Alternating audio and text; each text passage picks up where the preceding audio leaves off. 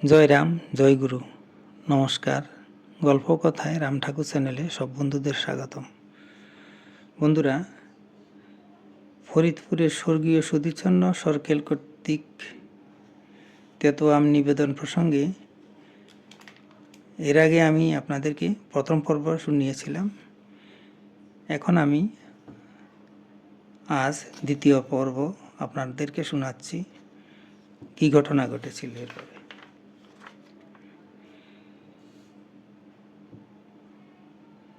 এরপর ঘটনা হলো, এবারও ঠাকুরের আগমন সংবাদ পেয়ে ওই মাটির হাঁড়িতে হাত ঢোকালেন, কিন্তু বিধি প্রসঙ্গ নয়। হাঁড়িটি শূন্য, একটি কানাকড়িও সেখানে নেই। শুধু হাতে ঠাকুর সন্দর্শনে যান কী করে? নিজেকে একান্তভাবেই অসহায় বোধ করছিলেন সুধীরচন্দ্র। জ্যৈষ্ঠ মাসের দিন বাড়ির আম গাছের আম অনেক দিন পূর্বেই তারা নিঃশ্বাসে খেয়ে নিয়েছেন। আশেপাশের অনেক বাড়িতেই এখনও অনেক রয়েছে, কিন্তু সেখানে গিয়ে চাওয়ার উপায় নেই। গ্রাম্য বিরোধ ও দলাদলিয়েই প্রবল অন্তরায়। রান্নাঘর থেকে তার মাতা আবার ঝঙ্কার দিয়ে উঠলেন, তুই এখনও দাঁড়িয়ে আছিস, গেলি না? পোড়া কপাল আমার, আর তো থাকা যায় না। সুধীরচন্দ্র নিরুপায় হয়ে পথে বেরিয়ে পড়লেন। ভাবলেন, ঠাকুর মহাশয় তার অসহায় অবস্থার সব কিছুই জানেন, সুতরাং শুধু হাতেই আজ প্রণাম করবেন তাকে। অতি দ্রুত স্মরণে গ্রাম্য পথ দিয়ে চলেছেন সুধীরবাবু। হঠাৎ কি একটা পতনের শব্দ তার কানে এলো পিছন দিক থেকে। কিছু দূর এগিয়ে গিয়ে আবার সুধীরবাবু পিছিয়ে এলেন, ফেলেন একটা সদ্য পতিত বড় আম। আনন্দ উজ্জ্বল হয়ে উঠল সুধীরবাবুর মুখ চোখ। এবার তো আর শুধু হাতে ঠাকুরের কাছে যাওয়ার জন্য সংকোচ বোধ করতে হবে না। আমটি তার মহাসম্বল। পথপার্শ্বেই এক পুষ্করিণীর জলে আমটিকে তিনি সযত্নে ধুলেন। নিজের কোঁচার কাপড়ে মুছে নিয়ে প্রচণ্ড গ্রীষ্মের অগ্নিডালা পথে আবার হন হন করে হাঁটতে লাগলেন। ঠাকুর মহাশয় যে ঘরখানায় বসেছিলেন তার সামনে উপস্থিত হতেই সুধীরবাবু দেখলেন ঘরে অনেক নরনারী বসে রয়েছেন। ঠাকুর মহাশয় বলে উঠলেন, সুধীর আইছে, সুধীর আইছে। সুধীরবাবু আমটি ঠাকুরের পাশে রেখে প্রাণভরে প্রণাম করলেন ঠাকুরের দুই চরণে। ঠাকুর মহাশয় গৃহকর্ত্রীকে বললেন, এই আমটা ধোয়া আছে, কেটে সকলকে সমান ভাগে বন্টন করেন। একখানা বড় থালায় আমটি কেটে এনে ঠাকুর মহাশয়ের সামনে রাখলেন গৃহকর্ত্রী। ঠাকুর মহাশয় এক টুকরো তুলে নিলেন। বাকি অংশগুলি সকলের মধ্যেই সমভাবে পরিবেশিত হলো। একসঙ্গে অনেক কণ্ঠে ধ্বনিত হয়ে উঠল, কি তেতো আম! সকলেই বাহিরে গিয়ে আমের অংশগুলি ছুঁড়ে ফেলে দিচ্ছেন।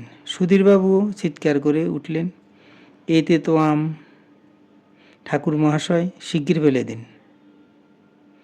কিন্তু কাহারও কথায় ঠাকুর মহাশয় নিরস্ত হলেন না। আমের ছিলতেটুকু ছাড়ছেন আর স্নেহভরা কণ্ঠে বলছেন, না, বড় ভালো আম সুধীর আনছে, মিষ্ট, খুব মিষ্ট। ক্ষিপ্ত হয়ে সুধীরচন্দ্র ঠাকুর মহাশয়ের হাতখানা ধরতে এলেন তাকে প্রতিনিবৃত্ত করার জন্য, কিন্তু স্নেহসুধা মাখা কণ্ঠে ঠাকুর মহাশয় আবার বললেন,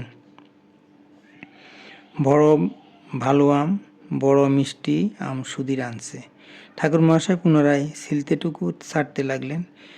এতক্ষণে রুদ্র অশ্রুধারাকে আর রুখতে পারলেন না সুধীরচন্দ্র।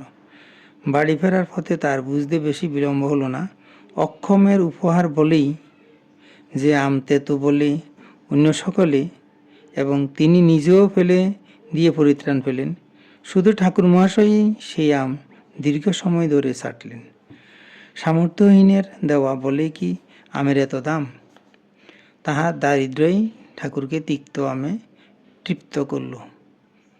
ক্ষতের বেদনা বোধেই তাকে সারাটা পথ চোখের জল ফেলতে ফেলতে যেতে হয়েছিল। বন্ধুরা, দ্বিতীয় পর্ব আজ এখানে শেষ করলাম।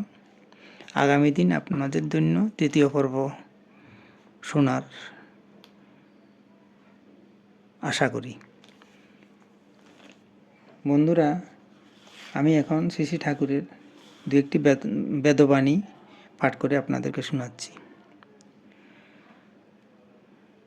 ঠাকুর বলেছেন, সত্য ধর্ম পরন্তপ, মমতাভাসে মুগ্ধা হইয়া সত্যরূপ স্বভাবকে হারাইয়া অসত্য অভাব সমুদ্রে জীব ডুবিয়া মরে।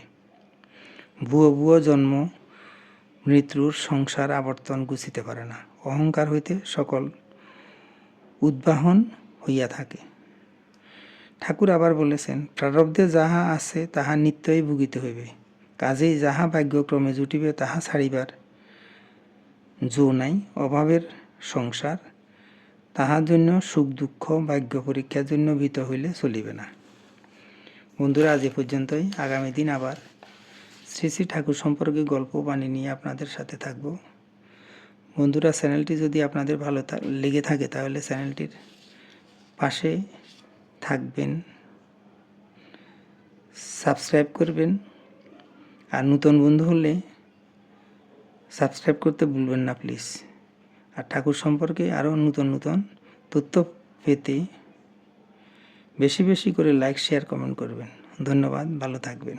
জয় গোবিন্দ, গুরু কৃপায় কেবলম।